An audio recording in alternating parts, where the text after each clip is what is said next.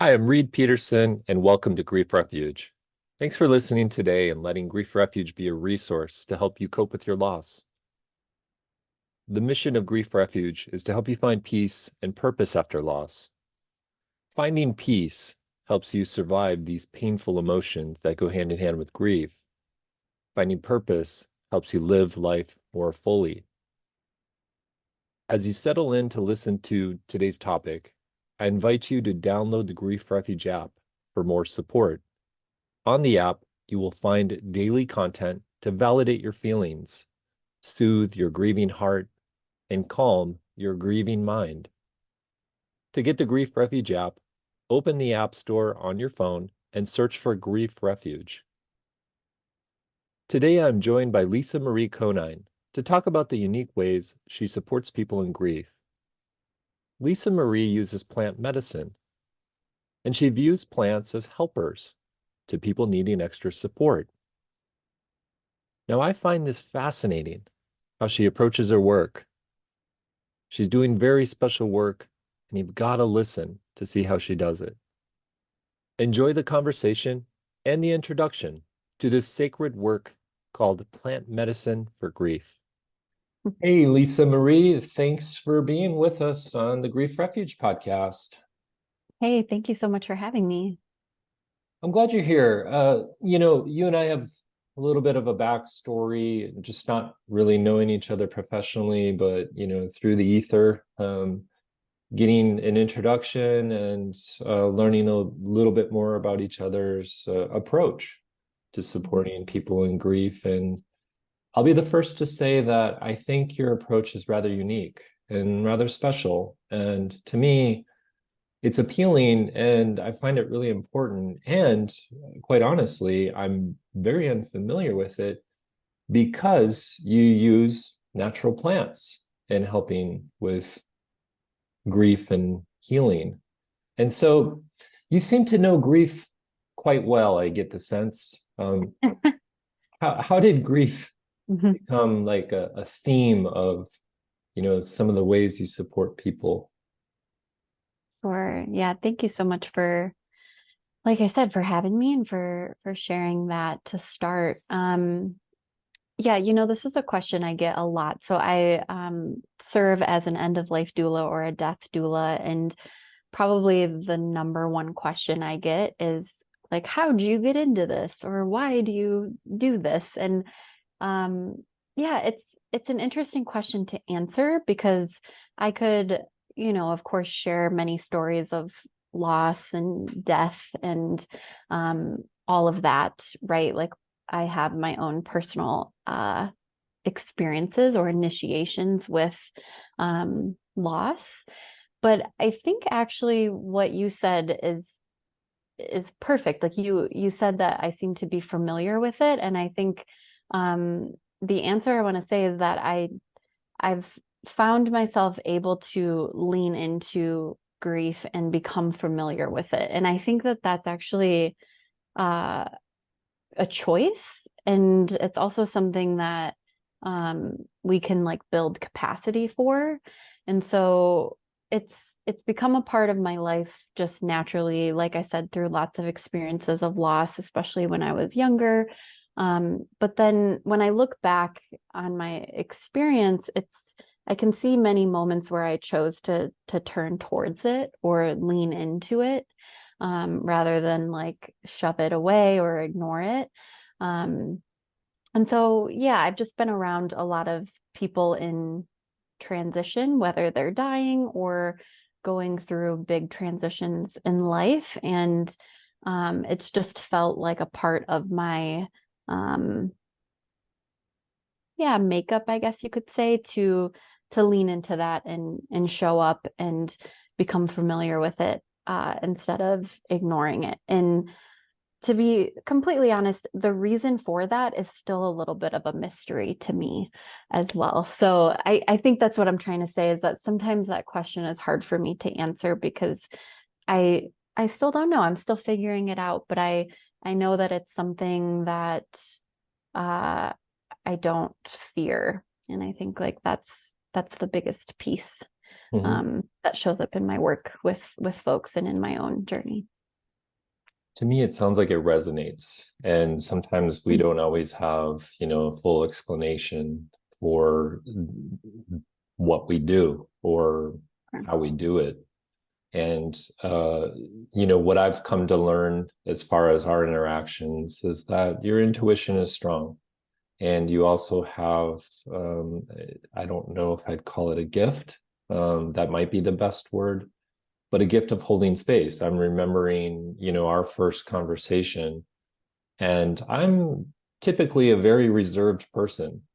And next thing I know, like 10 minutes have passed, and I don't even think you said a word, but yet you were so present to the conversation, listening to me.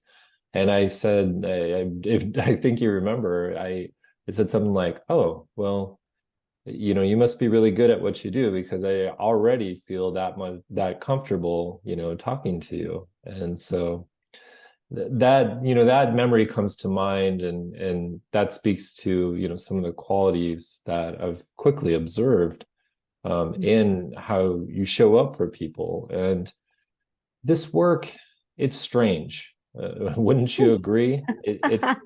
Yeah.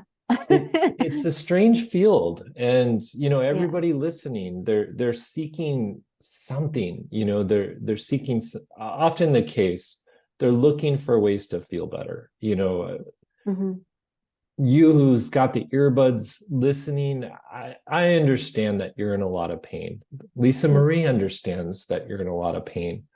And yet, we come from a bit of a school of thought of, well, a philosophy of like, lean towards, like what Lisa Marie was saying in part of her introduction.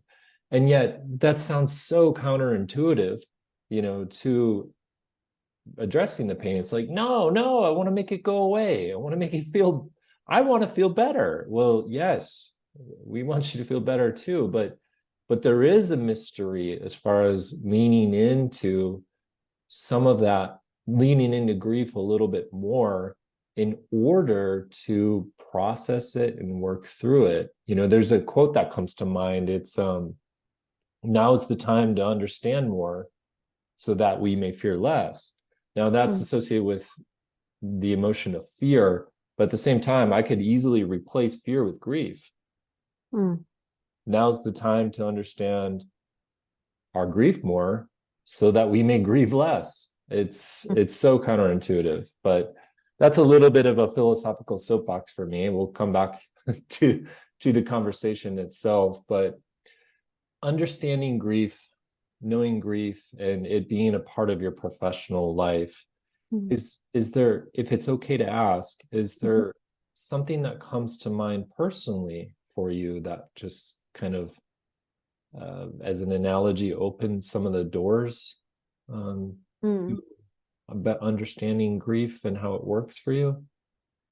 Sure. Yeah. So there's one moment that really sticks out to me, which is, um, yeah, a moment where I was really wrecked by grief. Those who may be listening who have experienced that might know what I mean, where it feels like just an intense tidal wave that you can't really like get out of. You can't come up for air.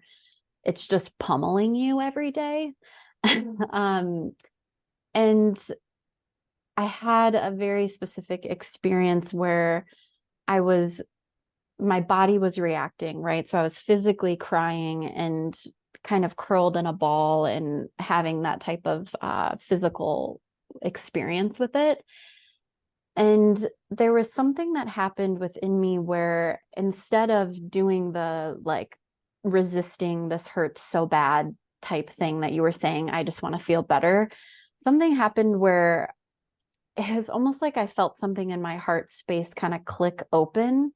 And then I felt it hurt, but I felt like my heart physically like broke open, which might sound like crazy or silly or whatever, but it that was a life-changing moment for me because it made me realize that this is an energy, an experience that wants to move through us. Like that tidal wave, it's pummeling us for a reason. And we might not ever know what that reason is.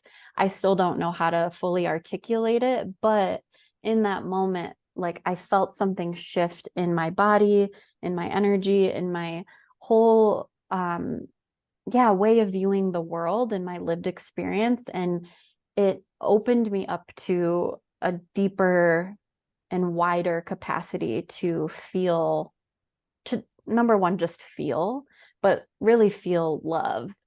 Um, and so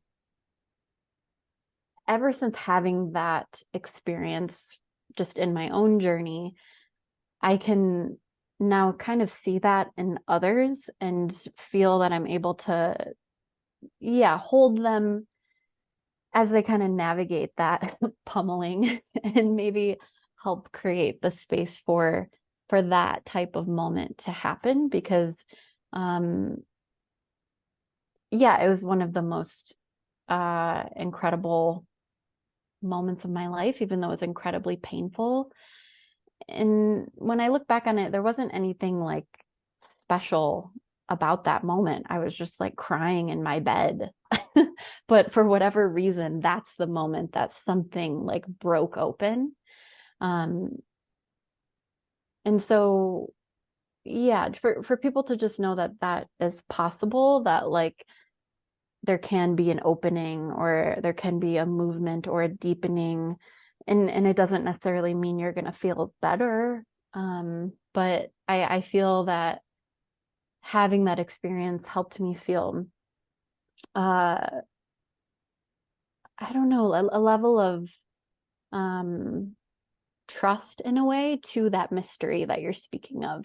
Um, and so a lot of what my work is about is through or is about supporting folks kind of through that and navigating and surfing that mystery so that they can have their own moments like that. It doesn't have to be exactly like mine. But yeah, to feel and touch in on some wisdom and medicine that might be present in this mysterious experience of grief. To me, your experience sounds profound, and it sounds like it was very somatic. And it sounds like some of that, your that feeling of your heart breaking was almost like an opening, Mm-hmm. to something. And uh, we both know that not everybody's going to feel that, and not everybody may be as somatically oriented, but at the same time, you do this type of work, and I'm sure you probably can, you know, have several examples of people not achieving. It's not some goal to obtain. I got to be careful with my words, but yet it's something to be experienced. And if it's if you can recall the memory, because I like what you said. You said, there was nothing extra special about that moment. You were in your bed and you were crying, but yet internally there was something that probably you might have felt for the first time. Mm-hmm. And I'm just so curious, what did you do once you felt that? Mm. Hmm. Yeah, that's a funny question and something to reflect on. So yeah, I guess, I said nothing special happened, but that's not necessarily true. I guess what I meant is it was just like an ordinary, quote unquote, ordinary day in my bed, right? Um, but the thing that did happen that I think was special, like right before that moment, is that an awareness arrived, which the awareness that arrived, I do credit to certain practices that I've learned in my life somatically and um, experiences that I've had with plants, right, which we're probably going to talk about, that have kind of trained my body and my nervous system to have the ability to be with an uncomfortable experience.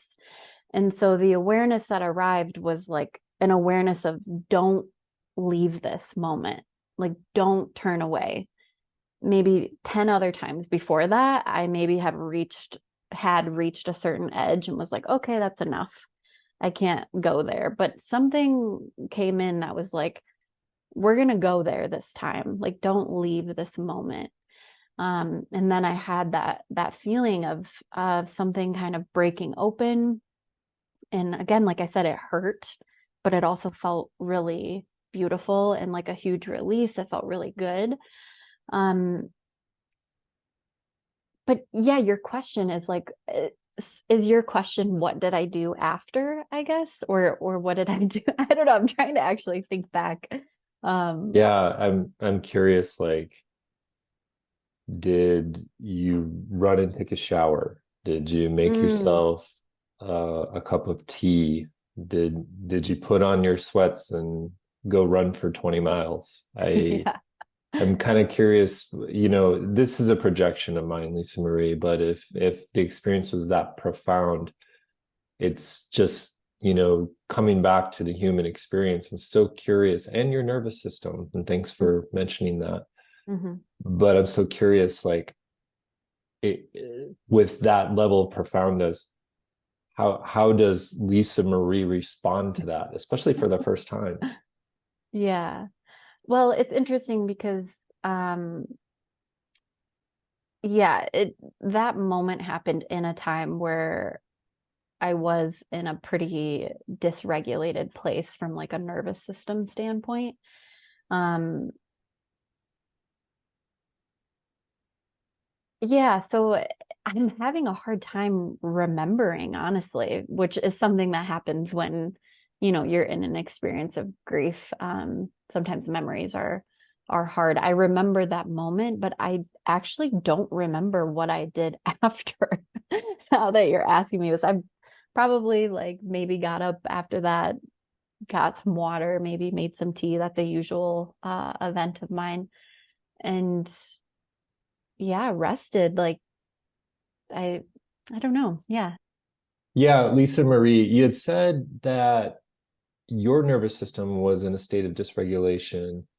And it seems that that's extremely common when people are experiencing grief, that their nervous systems are impacted. The first thing that comes to mind is like getting brain fog or grief brain fog. And I was so curious about like your professional experience, if there's some themes, if there's kind of categorizations. It's kind of a logical framed question, but like when you work with people and their nervous systems are dysregulated, like what are you observing from them? And like, help us better understand what that means in your professional experience as far as dysregulation.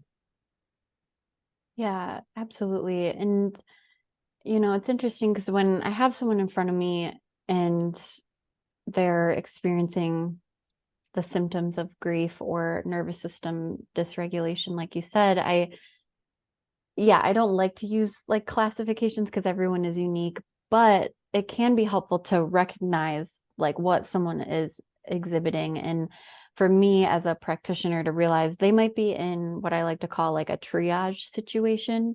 Like I'm gonna share tools with them that um, helps to support them in that moment, but it's not about like quote unquote fixing the larger thing or um, getting their nervous system to be like perfectly balanced. It's sometimes just about in that moment, how can this person maybe co-regulate with me or um, yeah, come back to themselves a little bit and find a little bit of homeostasis. And maybe that only lasts for like 5 or 10 minutes. And then that system might take back over again. And then they might be dysregulated for the rest of the day or something, right? So depending on where someone's at, it might be kind of like a triage moment is kind of how I catalog it in my brain. And that might look like certain yogic practices that I've learned. in my path as a yoga teacher, sharing that with clients or introducing certain plants that might be supportive for that moment, right?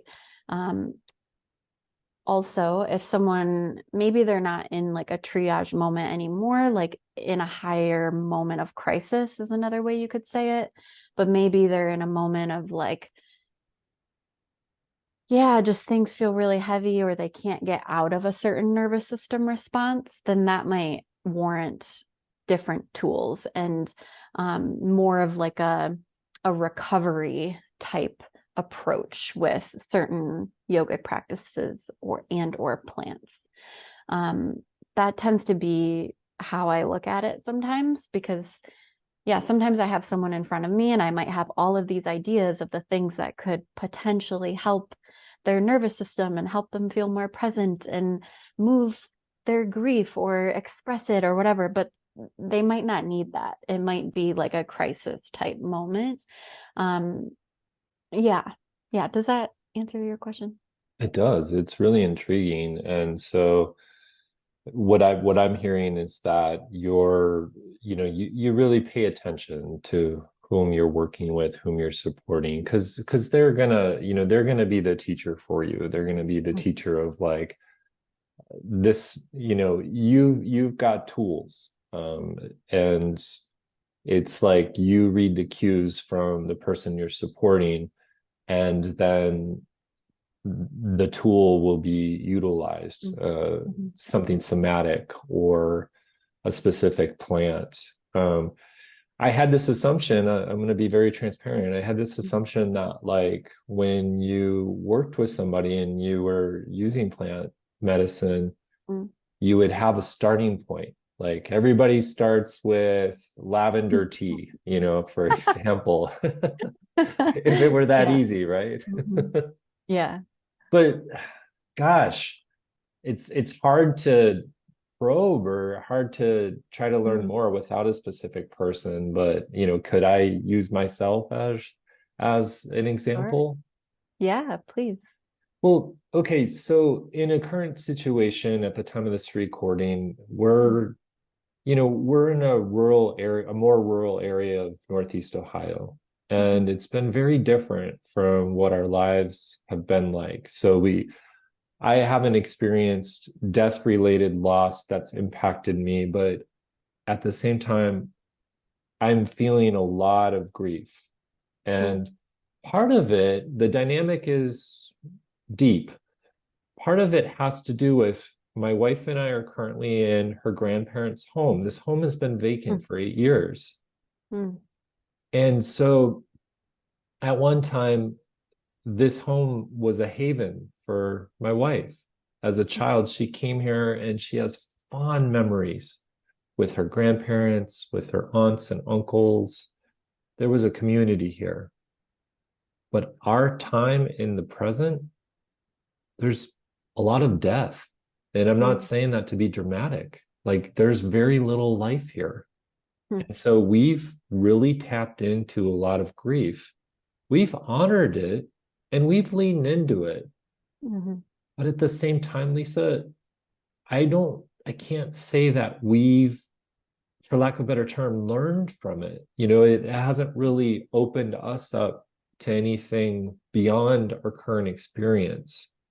So with a little bit of context in that regard, I'm very curious if hypothetically, of course, if I hired you and I said, Lisa Marie, help me work through some of this, and Mhm. and I'd like to use some of your tools in plant medicine. Um, can you give me a starting point? Yeah, beautiful. I love this question. Um, and I appreciate the context of your like current lived experience right now, because it speaks to the fact that we can experience deep grief without it having to be tied to like the direct death of someone, right? Which I think collectively people are really starting to experience that. So I appreciate you sharing. And then also it's helpful to have this context because like you said, you anticipated maybe it being like drink 3 cups of lavender tea a day for everyone, and then you won't be suffering as much or something. Which is more of like the Western pharmaceutical like model, right? Um, but yeah, that isn't always how it works. So I say all of that because with what you shared, what I'm hearing in your experience is that um yeah, the grief is sounds and feels to me like a loss of connection. Like there used to be a lot of connection where you were in that space, which I would maybe argue and say that that's the maybe the energetic texture of grief in general is a loss of connection. And so when I'm working with plants in specific, I think I mentioned earlier about kind of placing them into different categories. So, one category that's really helpful for working with grief is the category of heart medicine or heart tonics.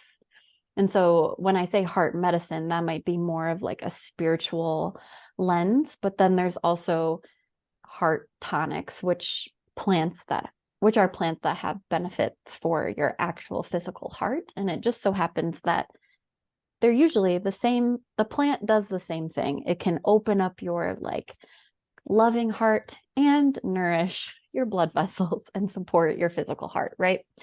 So when I hear what you're saying about you're in a space where there's not a lot of life, you're feeling the grief, but you haven't really connected with it, I would lean into a heart tonic. So one that's very popular, but maybe not always one that someone thinks of in this context, is the plant rose. So, rose medicine is so incredible for opening up the heart and for creating that energy of love and connection.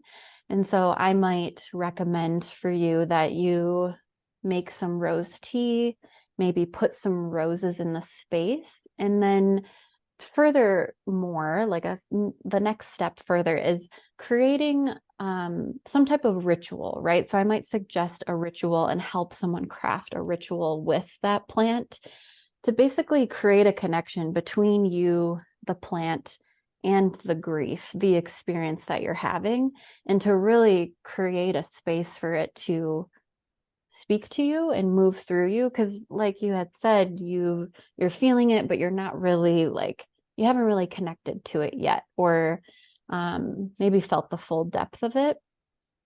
And so what I love about working with whether it's plants or your breath and your body with movement, um, they're tools to get us in the moment, to feel the thing, to be with the thing, and then that thing can teach us what it wants to teach us. And so a plant, any plant can do that, right? But in your case, I would suggest something that might be heart opening, um, to really focalize that energy into that area of the body and see what wants to be moved or expressed.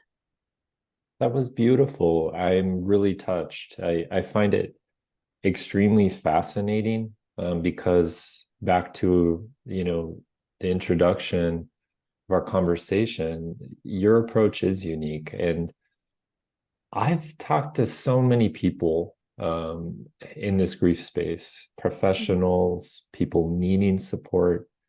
And Lisa Marie, I got to be honest, like it's like the default. The default is to join a group. Mm-hmm. Join a group because your grief needs to be seen and it needs to be heard. I agree with that. But I feel like a large percentage of people, they either stop there or they say, go find a counselor, work through things there. And Mm-hmm. I feel like I've been longing for more diverse tools. And Mm-hmm. that's, a big part of the gratitude that I'm feeling for our conversation right now, because I feel like you offer more diverse tools and just that using myself as the example, like that was very touching, that I'm amazed, you listened and you offered some great suggestions. And what I felt inside of me was like, yes, that resonates. Like, I wish I would have heard this 2 months ago. Yeah. But Hmm. thank you, Hmm. because it's really important and meaningful to me. And I think there's something, oh, I was going to say magical. I don't really, it's hard to just use that word, but it's something very special about what you've been called to do in your work, and on you journeying through that mystery of better understanding why you do what you do. And so I'm grateful for our conversation. I'm grateful for your wisdom. I'm grateful for just your presence and your being in this support space, because in my opinion, Lisa Marie, it's needed. It's greatly needed. The diversity, and also coming back to natural, if it's okay to call them remedies, but natural remedies, that Mhm. help support us through the pain of loss, and help support us through grieving and healing. Everybody listening on this podcast understands that they need to go through it. Mm. They're fortunately, listeners of Grief Refuge are to that place within their own experience of being that aware. Mm. There isn't as much denial. There isn't as much distraction. It just hurts so bad. They're looking for more resources. Mhm. And you've offered a gem by being able to speak to using plant medicine. And how many how many tools do you have, do you think, in regards to plant medicine? Hundreds? Oh gosh, that's a funny question. I'm not sure how to answer that, but what I will say, I guess the way that I could answer that is, um, you can, even if you want everyone listening, like with your imagination, to take it a step further beyond plants just being tools, but rather you can see them as helpers and as allies that are here to walk that journey with us, like you said. And so if we look at it from that lens, these aren't my tools. I'm just helping remind us all that we have these allies, these supporters that exist in the natural world all the time, and they're just waiting to support us and walk alongside us. And that imagery, that shift in my own like imagination has helped bring this to life for me and for the people that I support so much more, so that, for example, in your case, let's say you sit down with some rose tea and there's some roses in your room, and all of a sudden it's not you're being prescribed rose tea, quote unquote, to help your heart. All of a sudden there's the presence of an ally sitting with you, helping you feel the truth of your heart. And that's a very different experience, um, than, again, the more prescriptive, like, take this plant to give you this, remedy or whatever. Um, so yeah, when we look at it that way, sure, there's hundreds of quote unquote tools, because there's so many plants that have incredible wisdom and medicine, um, to give us during this time, especially. I think I think we should arrange something to take a deeper dive into it. And there's an opportunity for us to learn some more. And fortunately, Lisa Marie has agreed to do a live webinar with the Grief Refuge community. And it's going to be January 16th, 2024. So I encourage you listening to go to griefrefuge.com and, find that link to sign up for it. It will be clearly on the homepage. And it'll be easy to find. But Lisa Marie, I'm at a loss for words now because I need to go get some roses and get some rose tea. But I mean, you've spoken to my heart. My heart has received it, and my heart is saying thank you. And my head is also saying thank you. Thank you for being just, a wonderful, if it's okay to say, a wonderful healer in this world. It's great. And thanks for showing up for people who, they're broken, they're battered, they're vulnerable. You know that, and you've got a path, that is very a path to supporting them in a very comfortable and natural way. So, Thank thank, you so much for yeah, having my me. Yeah. pleasure. Uh, before we do part ways, is Mhm. there in your heart or in your head, is there anything that you feel left unsaid? Yeah, I'll just say that if any part of this resonated with someone listening, if there was a part of you that's like, oh, wait, I know this, or I've been longing for a deeper connection with plants or my body, or yeah, the natural world as I traverse this mystery. Um, yeah, I just really want to extend a heartfelt invitation for you to join us in the live webinar where we'll get to dive into this a little bit deeper.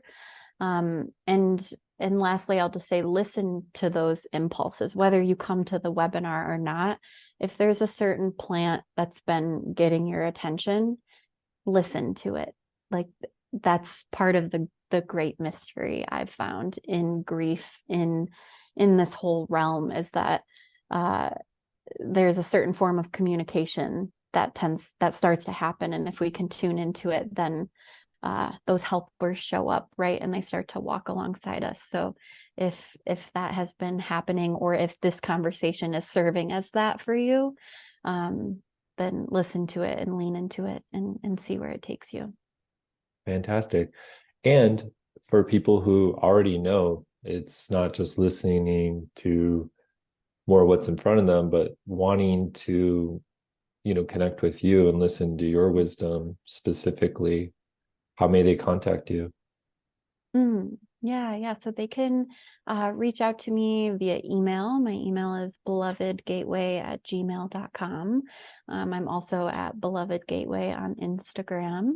And there you'll find on my Instagram, there's links to my offerings and my newsletter. And um, yeah, yeah. I walk people through uh this this mystery. I love that that's what has come up in our conversation. But yeah, I exist in the cross section of grief and plants and connecting to the body. So if someone wants to chat more about that, they can reach out to me. All right, wonderful. Okay. Well, thank you again for being a lovely guest on the Grief Refuge podcast. And thank you for sharing your wisdom, Lisa Marie. Thank you so much for having me. Yeah, I look forward to future conversations. Thanks for tuning in and listening to the full interview with Lisa Marie and her approach to using plant medicine for grief. If you have lingering questions or a perspective you feel is very important to share, I'd love to hear your thoughts. Send us a message from the contact link on the Grief Refuge app. And if you enjoyed this podcast and would like to hear more, please subscribe and leave a rating and review. Thank you and take good care.